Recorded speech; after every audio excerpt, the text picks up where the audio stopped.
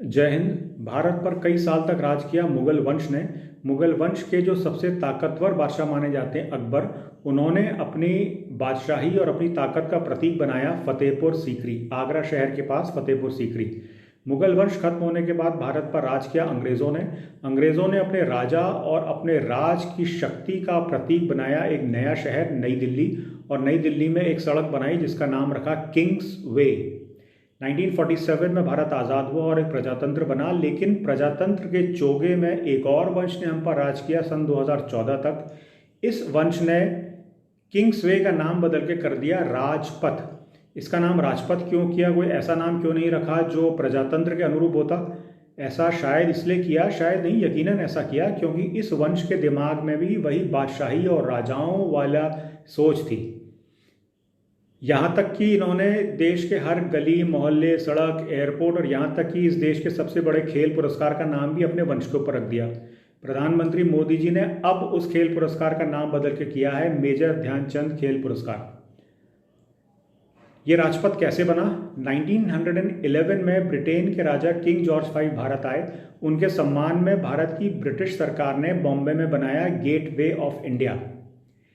इसी यात्रा के दौरान किंग जॉर्ज V ने निर्णय लिया कि भारत की राजधानी को कलकत्ता से बदलकर दिल्ली किया जाएगा और दिल्ली में एक नया शहर बसाया जाएगा जिसे कहेंगे नई दिल्ली, और ये होगी भारत की नई राजधानी।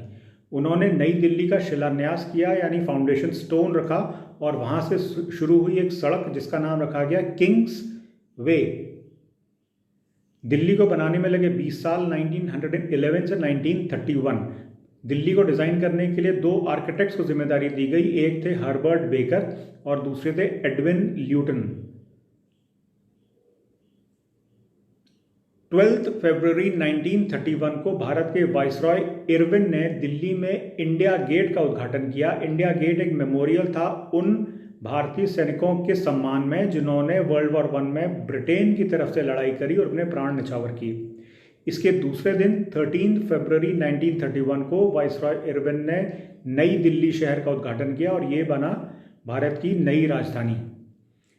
1938 में इंडिया गेट के पास एक मूर्ति लगाई गई। ये मूर्ति थी ब्रिटेन के राजा किंग जॉर्ज V की।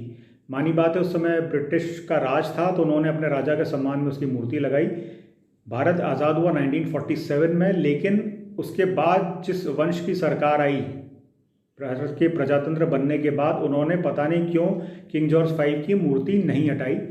आज़ादी के 21 साल बाद 1968 में उस मूर्ति को हटाया गया जब लोगों ने आपत्ति करी।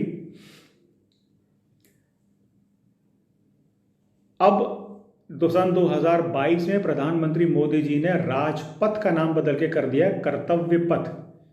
मेरे विचार में बिल्कुल सही है, क्योंकि प्रजातंत्र में राज नहीं होता, कर्तव्य होता है। यहाँ कोई किसी पर राज नहीं करता, यहाँ हर नागरिक को अपना कर्तव्य निभाना होता है। जिस जगह पर किसी ज़माने में किंग जॉर्ज V की मूर्ति लगा करती थी, वहाँ प्रधानमंत्री मोदी जी ने नेताजी सुभाष चंद्र बोस की मूर्ति लगाई है। Netaji Subhash Chandra Bose is the first military hero of India.